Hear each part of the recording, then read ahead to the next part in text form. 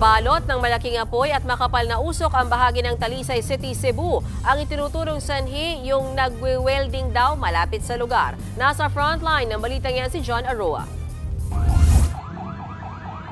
Kita sa drone shot na ito ang tindi at lawak ng pinsala ng sunog. Unti-unting tinupok ang mga bahay sa gilid ng tulay sa Tabunok, Talisay City. Pahirapan ng mga bumbero sa pag-apula sa apoy dahil sa kawalan ng road access papunta sa mga bahay na nasa ibaba. Kaya sa mismong tulay na lang pumwesto ang mga bumbero para magbomba ng tubig. Kita sa video na tila hindi tinatabla ng tubig ang napakalaking apoy. Nilamon nito ang mga bahay sa unahan. Pinakamahirap maabot ng mga bumbero ay yung mga bahay na nasa tagong bahagi, yung mga nasa masisikip at matarik na daanan. Hindi tayo nakapenetrate sa loob dahil nasa tabi kasi ito ng ilog. Tapos yung mga bahay nasa looban. Nakadagdag pa ang mas lalong lumaki ang apoy dahil gawa ang mga bahay sa light materials.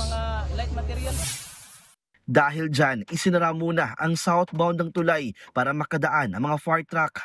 Ginawang two-way ang northbound lane na nagdulot ng pagbigat ng trapiko. Halos 2 oras tumagal ang sunog bago tuluyang naapula. Ang sakit talaga, di kami makapaniwala. Sa isang iglap lang nawala agad ang lahat. Sa ngayon, inaalam pa ng mga otoridad ang kabuang halaga ng pinsala at ang bilang ng mga nasunog na bahay. Iniimbestigahan din ng mga bumbero ang ulat na mayroong welding activity malapit sa basurahan na posibleng pinagbulan ng apoy. Patuloy ding ina-assess ng DSWD ang kabuang bilang ng mga apektado. Pansamantalang nanunuluyan ang mga biktima sa evacuation center sa Barangay Gym ng Tabunok. Nagbabalita mula sa frontline, John Aroa, News 5, Visayas. Mga kapatid, Bean Los Baños po, nasa Europa o saan mang dako ka ng mundo, manatiling may alam at may pakialam sa mga maiinit na balita dito sa ating bansa. Simulan natin ang bawat araw sa tuloy-tuloy na balitaan sa Frontline.